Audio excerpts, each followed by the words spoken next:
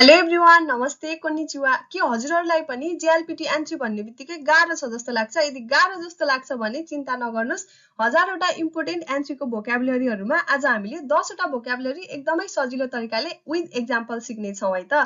सबैभन्दा पहिला हाम्रो शब्द रहेको छ मिनाउसु। मिनाउसु भनेको रिकन्सिडर गर्नु अथवा पुनः समीक्षा गर्नु। कुनै पनि कुरामा गल्ती छ कि छैन भनेर फेरि चेक गर्नुलाई मिनाउसु भनेर भनिन्छ। हो मिनाउसु हिचियोगा आरुतो ओमोइमास भनेको छ। हो भनेको तरिका, कुनै पनि काम गर्ने तरिकालाई हो भनेर भनिन्छ। मिनाउसु भनेको फेरि चेक गर्ने, हिचियो भनेको आवश्यक छ जस्तो लाग्छ भनेको छ है। हो मिनाउसु हिचियोगा आरुतो ओमोइमास भनेको मलाई यो तरिका पुनः समीक्षा गर्न आवश्यक छ जस्तो लाग्छ भनेर भनेको छ। अर्को रहेको छ बौसी। बौसी भनेको प्रिभेन्सन गर्नु अथवा रोकथाम गर्नु। दुर्घटना अथवा गल्ती नहोस् भनेर पहिले नै रोक्नु, रोकथाम गर्नुलाई बौसी भनेर भनिन्छ। नेपालमा पनि बौसी प्रथा हटाउन रोकथाम गर्न जरुरी छैन त। जिको बौसी नो तामे खाकुनिगा ओकोनावरे तेइमास भनेको छ है। जिको भनेको दुर्घटना, बौसी भनेको प्रिभेन्सन रोकथाम। दुर्घटना रोकथामको लागि खाकुनिगा ओकोनावरे तेइमास भनेको जाँच गरिएको छ भनेर भनेको। दुर्घटना रोकथामका लागि जाँच गरिएको छ भनेर भनिएको छ। 13 नम्बरमा रहेको छ खाइजेन। खाइजेन भनेको इम्प्रुभमेन्ट अथवा सुधार।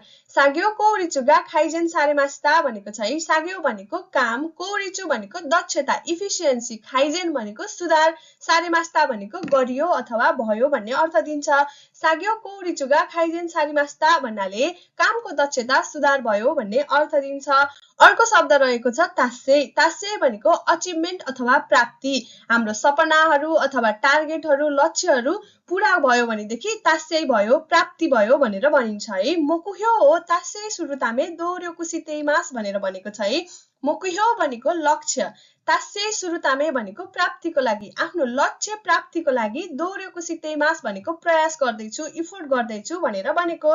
मोकुह्यो हो तासे सुरुतामे दोर्योकुसितेइमास भनेको लक्ष्य प्राप्त गर्नको लागि प्रयास गरिरहेको छु। अर्को रहेको छ जेन्जिचु। जेन्जिचु भनेको प्रिभियस डे अथवा अघिल्लो दिन। यो चाहिँ हिजो नभएर कुनै पनि कुराको अघिल्लो दिन, जस्तै गेमको अघिल्लो दिन, परीक्षाको अघिल्लो दिन, जापान आउने भन्दा अघिल्लो दिन, त्यस्तो बेलामा हामीले जेन्जिचु भनेर प्रयोग गर्न सकिन्छ।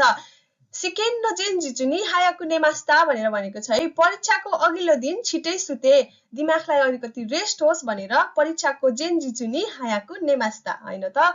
हाम्रो अर्को शब्द रहेको छ योसान। योसान भनेको बजेट है। बजेट भाषण भनेर सुन्छौँ नि हामीले, त्यसलाई भनिन्छ योसान। कुनै पनि खर्चलाई पहिले नै तय गरिएको पैसालाई योसान भनेर भनिन्छ। कुनो केइका कुनिवा ओ कुनो योसानगा हिचोदेस भनेको छ है। यो योजनाको लागि एकदमै धेरै पैसा अथवा धेरै बजेटको आवश्यकता छ भनेर भनिएको छ। अर्को रहेको छ चुकिन। चुकिन भनेको कम्युटिङ गर्नु अथवा काममा आउने जाने गर्नु। घरदेखि कामसम्म जाने आउने कुरालाई चुकिन भनेर भनिन्छ।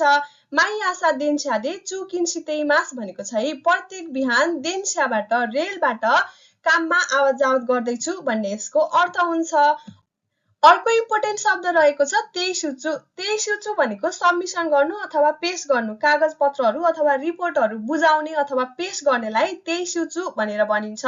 समयमै तेइसुचु गर्नु भएन भनेदेखि, समयमै बुझाउनु भएन भनेदेखि तपाईहरुलाई समस्या पर्न सक्छ हैन त।